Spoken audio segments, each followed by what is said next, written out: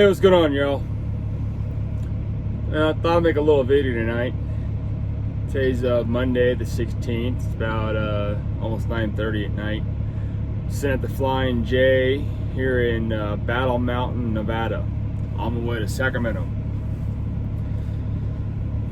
A little topic I thought about bringing up tonight is the effect that is being pushed onto the trucking industry. It is from the Democratic side trying to push all these regulations on us. We got like the AB5 Bill, which passed for California, but it's being fought in the courts right now, which Uber and Lyft, we just voted, numerously to exempt them from the AB5 Bill, and right now the trucking associations are fighting to try and get truck drivers exempt. And what the AB5 Bill is going to do, for those of you who don't know about the AB5, is California is trying to get rid of the owner-operator or independent trucker status. They are trying to turn us all into employees. Basically, I have my own authority. I got my own motor carrier number, my own DOT number, so I'm 100% working for myself. But if this is allowed to be enforced for California, I will not be able to enact my plans of leasing on drivers in my company. The way it would work is, since I provide a trucking service, they are a truck driver with their own truck, their own trailer. California goes, well, you as the driver is performing the same service that the company provides, so you're no longer a independent contractor, you are an employee, which means I gotta do a W-2, I gotta get workman's comp, all that kind of stuff. Treat them as if they are a regular employee, which is gonna cost me more. The driver won't be able to make as much money. Because the thing is, when the driver brings his own equipment, that driver is responsible for their equipment. If they flat tires, blow a transmission, blow an engine, whatever, it comes out of their cost. So if it costs me more money to have that driver working for me, that means that driver makes less money because I got to cover my costs. And that driver's not going to be very happy about it, because that driver's got to be able to put money aside for any maintenance costs, just like I have to put money aside for my own truck. Now, it'd be a different story for that driver if I own the truck and trailer and that driver came to work for me as an employee. Then anything that breaks is out of my pocket. So it's like, why would you own your own truck? You'd be better off going to work for somebody else with their truck, because you're going to make the same amount of money, but you're not going to have the worries about the cost if the truck breaks. So it's California kind of overstepping their bounds and over-regulating the trucking industry. The other thing that they're trying to do is, I read today that they've mandated that as of 2024, they want trucking dealers to start selling electric trucks. They're trying to get rid of these diesel trucks. They have mandated that by 2045, they want all trucks in California to be 100% electric. Are they crazy? Because we don't have the infrastructure as it is. We could always use more fuel stations. So many times I'll go to a truck stop, whether it's Love's, Pilot, Flying J, TA, whichever one. Sometimes there's a huge line just to get diesel. Now, if there's no line, I can get into the fuel island, fill up my fuel tanks, which I have 200-gallon tanks, and I can be back on the road in less than 20 minutes. So I'm trying to make my deliveries. It's like, hey, I need to get fuel, pull in, get fuel, back on the road, make my delivery, get my next load, and hit the road again, so I'm making money. Because the thing about truck driving, especially as an independent, if you're not moving, you're not making money. So I get paid every time I complete a load. I get paid. Well, how long is it going to take to charge these trucks? How heavy these batteries are going to be? The amount of batteries that it's probably going to take to run these trucks is probably going to weigh more than my Cummins engine I got. So is the government going to allow me to be more than 80,000 pounds without permits? The big thing is how long will the charge last? And are they making those numbers as far as flat ground, or are they making those numbers for the mountains? I mean, think all the mountains you got to climb just to get between California and Eugene, Oregon. You got Shasta, Ashland, you got all those mountains up there. You got the Grapevine, you got Tehachapi, you got Donner. Up in Colorado, you got all these mountain ranges over here. So how long is the charge going to last?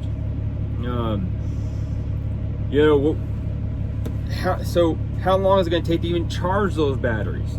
I doubt you're going to charge those batteries good enough to get, let's say, 800 miles out of them, if they can even go that far.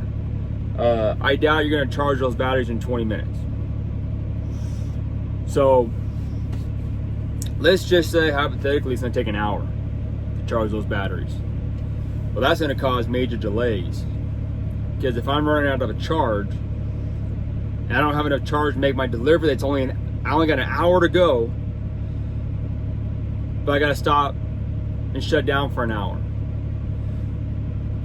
We got electronic logbooks these days that are we are regulating the amount of time that we are allowed to drive in a day. Once I start my clock, I now have 14 hours to complete as much driving as I can, up to 11 hours. I'm only allowed to drive 11 hours in a 14-hour period. Well, if it takes a couple hours, it takes an hour to get unloaded, takes an hour to get reloaded. What if it takes me 4 hours to get a charge during the middle of the haul for the day? What if I can only get 5 hours of driving between charges? It's gonna really impact my clock. It's gonna impact how long it takes to get my delivery. But where is the infrastructure gonna come to build all these charging stations? Think about how many thousands, tens of thousands of trucks are on the road just in California alone. You go to most truck stops, there might be, say 10 fuel pumps. You might be able to get 10 trucks fuel up at a time. Well, those trucks are in and out in 20 minutes or so, some a little bit longer, some a little bit less. Are these truck stops going to have 100 charging stations? What if it takes 2 hours, 3 hours, 4 hours to charge a truck? They're going to hog up that charging station for that duration of time. How long are trucks going to have to wait to even have their turn to get charged? Are all the spots that we sleep at night in the truck stops, are they going to have a charging station so that way when you sleep you can charge your truck? Are all the rest stops going to have a charging station so that way when we sleep at the rest stop we can charge our trucks? What if it's like, hey, I got plenty of hours on my clock to get to the rest stop 2 hours up the road, but wait, I got to stop 2 hours early to charge my truck because I don't have enough battery power to get 2 hours. And the rest stops, I pass a lot of rest stops between California, Oregon, Washington, Nevada, Utah. I was just up in Montana, Arizona, New Mexico. There are so many rest stops with a high percentage of them being closed. There's a lot of rest stops that are closed. So it makes it even harder. Trucking does not have enough parking to park our trucks. That's why you see us on the side of the road and on the on-ramps, off-ramps. Even though we're not supposed to be parking there, but you know, we had no choice. We got to try and find places to park. Walmart won't let us park in their parking lots anymore. You know, a lot of guys are getting boots put on their trucks because they're parking in the Walmart parking lot, but you know, a lot of us struggle to find a place to park our trucks. We're not a car. We can't just pull into a little tiny parking spot, call it a night. You know, my truck, between my truck and trailer, I'm 75 feet long. You know, my trailer's a 48-foot trailer.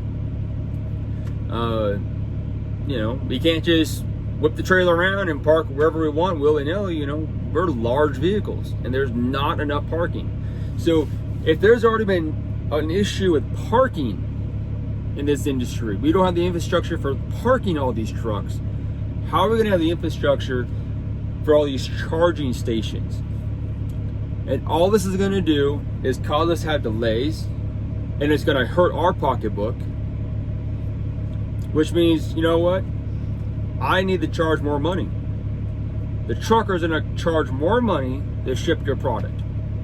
Now, on my trailer, I put anything from PVC conduit, water pipe, those big concrete water pipes they put underground. I got a big 40-inch plastic pipe on my trailer right now. I've hauled lumber, I've hauled tires, I've hauled an array of things. I've hauled loads to the Lowe's distribution center. I've hauled to the Home Depot distribution center. I've hauled to the Lowe's store and the Home Depot store directly. Everything you buy on the shelves at Home Depot, Safeway, Walmart, Lowe's, wherever you go, 99% chance that product was shipped on a truck like mine. You know, it might be a day cab, might have a super sleeper. There's an array of versions of the trucks, box truck, whatever. It was shipped on some form of a truck. Well, if it's gonna nail me in the pocketbook to ship this product, that means my rates are gonna have to go up. Which means either the shipper or the receiver is going to have to pay more for the shipping. And in turn, guess who's have to cover that cost? The consumer. Which will also affect me, because then when I go to the store to buy my food for the truck, to buy you know, building materials if I want to do a remodel on my home, buy auto parts to work on my truck, whatever, I'm going to still pay more money to buy the product that's shipped on trucks. You're going to pay more money to buy the product. You like your whole Amazon Prime? You like getting free shipping? That's going to go away. You know, these trucks aren't going to be able to afford to go do cheap shipments. We're going to have to jack our rates up, because then it costs us out the ass to be able to afford to even haul it. So, all the ones out there voting for these Democratic politicians, they are putting so many regulations on this industry that it is hurting us severely. We need deregulation. Let us just drive. Let us, you know, haul the freight, get the freight, and then you can go to the store and buy it. There's talks right now of truckers going on strike. And strikes are never really the best thing in the world, but sometimes that's what happens. What do you think is, you know, everybody freaked out when the virus first hit and they ran to the stores to buy toilet paper, you know, they stocked up on food, whatever it is they felt they needed to stock up to because they figured the world was coming to an end. The government deregulated trucking for essential trucking. This is if you're going to haul food products and that kind of stuff that was highly essential for the store shelves. They allowed truckers to bypass the hours of service so that way we can keep the shelves stocked. Without trucks, you're not stocking the shelves at the store. Trucks stop moving, you go to Walmart, you go to Safeway, guess what? Nothing on the shelves. Go, hey, where's the product? We got no product in the back because guess what? The truck didn't show up because the truck's not on the road. If truck driving goes on strike, if the truck drivers go on strike and we stop hauling the product, Who's going to stock the shelves? Who's going to get that product from the shipper, from the manufacturer, to the receiver, which then in turn gets it to you, the consumer? You know, freight is shipped on rails, and freight is shipped on trucks. There's no way around it. This is not Star Trek where you can just put on a machine and beam it over. You know, it's got to come on trucks. And this isn't going to come out of the pocket of the shipper. It's not going to come out of the pocket of the receiver. I mean, yeah, their costs will go up, but it's going to cost the truck drivers, you know, a ton of money to make this whole transition. What they're trying to do is they're killing the independent truck driver. They're killing the truck driver that all I want to do is own a truck, work for myself, go where I want to go, haul what I want to haul. Nobody tells me what to do. Now, obviously, I got my bills I got to pay. You know, granted, I do take loads. It's like, man, this load sucks, but I take it because it pays good, and I gotta pay the bills. I gotta take care of my family. There's no way around. I gotta pay my bills, take care of my family. But the more they try and regulate us, the more money it costs us. The more that means I gotta try and charge more to haul it.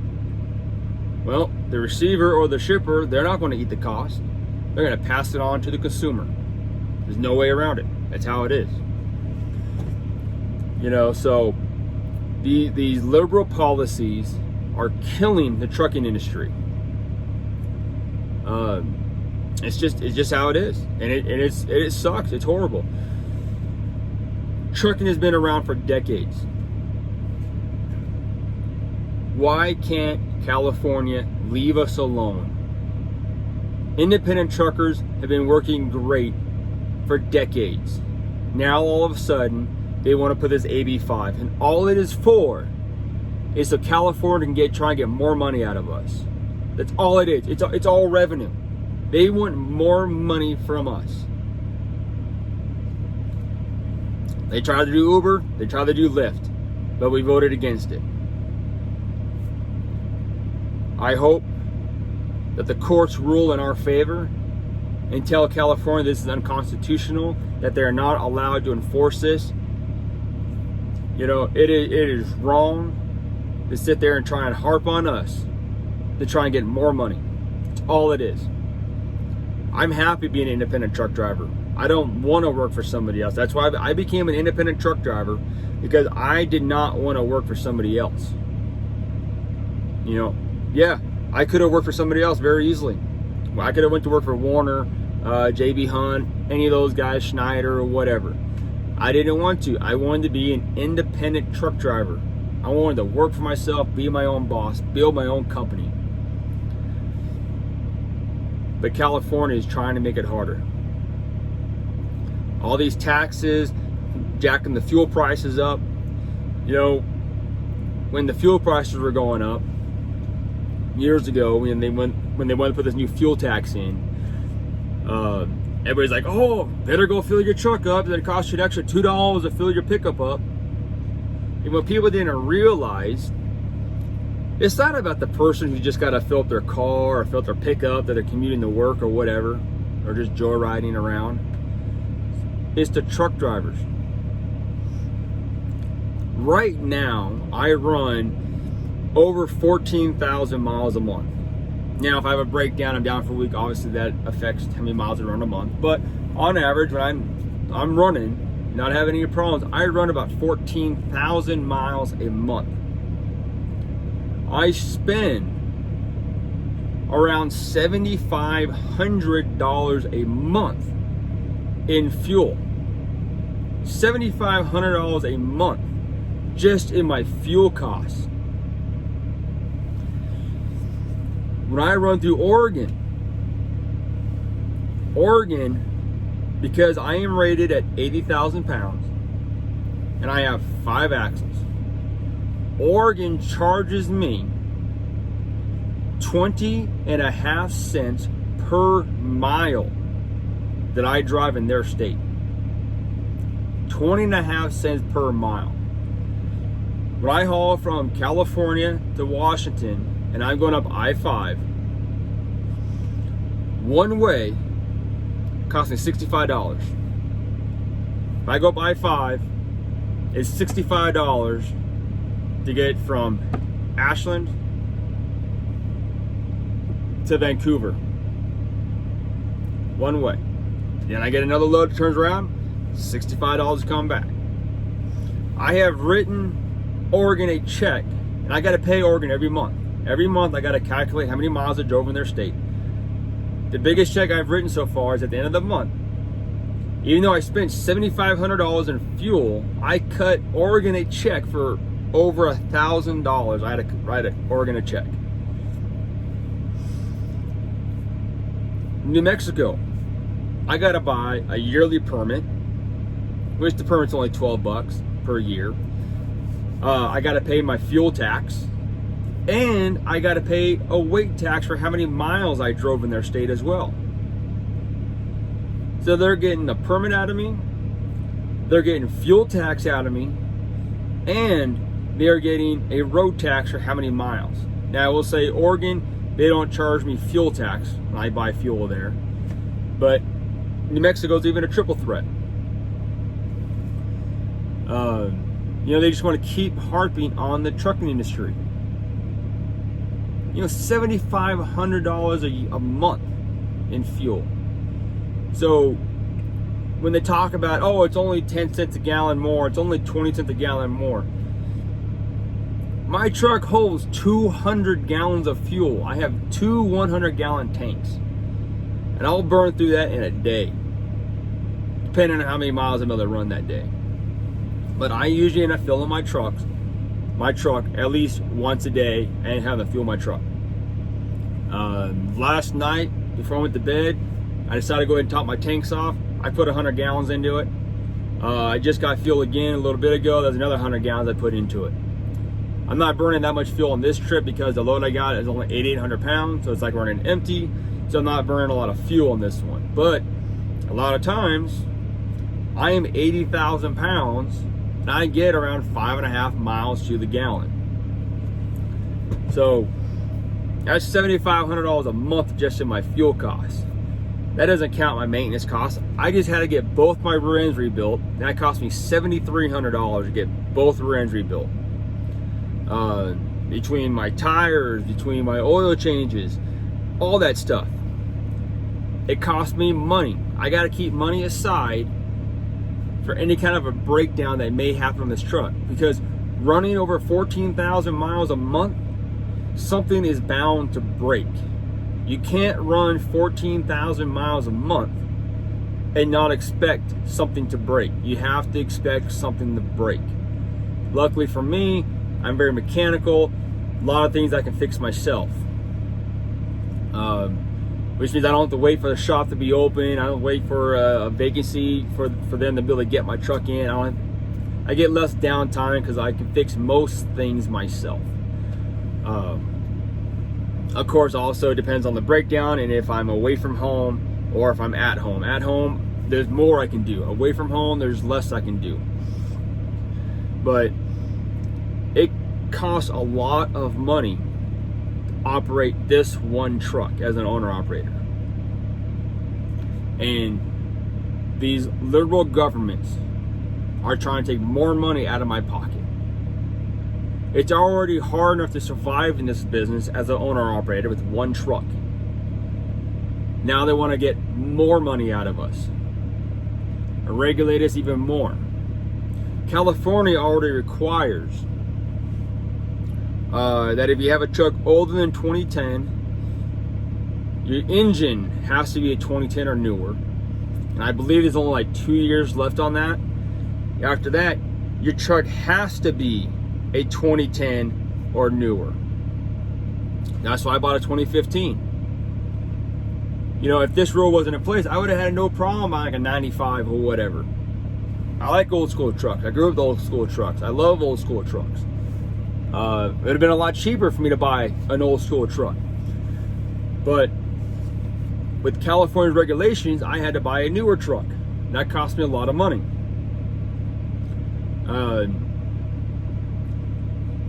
So they're forcing truck drivers to upgrade all their trucks.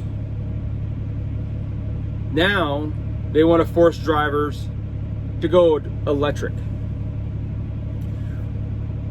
Ask yourself this: how do you get electricity? Yeah, Grant, we have a ton of windmills. That's not enough. We have dams. That's not enough. We need more dams as it is. You're burning coal. You won't let us burn any more. You won't let us build any more nuclear plants. You think it's all too dangerous. Does California have enough power to keep all these trucks charged up? I don't think so. Do you think that they're going to have enough power in 25 years? If we haven't solved the parking problem for trucks in decades, how are we going to solve the power problem, the charging station problem, all that kind of stuff in 25 years? You know, they think that they're running clean. Oh, I got a Prius, I got an electric car. Where are they getting the power from? It comes from coal, nuclear, all that. It takes a whole array of different. And think about those windmills. Yeah, the wind is generating power. How did that windmill get there? It got there on a truck. A truck had to transport all the material there to build that windmill. They want to shut down refineries. They want to get rid of the oil industry. Guess what? You need lubrication. You need lubrication. You can't have two metals doing this and expect it to survive forever without. You got to have lubrication. There's no way around it. You got to have lubrication. Oil. They want to regulate the oil refineries. They're trying to push out the oil refiners. They're trying to push out the truck driver. And it ain't right. It ain't right. We're just trying to make a living. I just want to do my job and take care of my family. That's all I want to do. I want to build this company up. But these liberal governments are trying to just get into my pocket deeper and deeper and deeper. And everybody in all the LA, San Francisco, Sacramento, all you want to do is vote for these liberal governments, and it's hurting the economy. It's not helping. Why do you think people are leaving in California? So that's my little rant for right now. Kind of went on a little bit long, but I think I'm gonna call it here. So until next time, catch y'all later.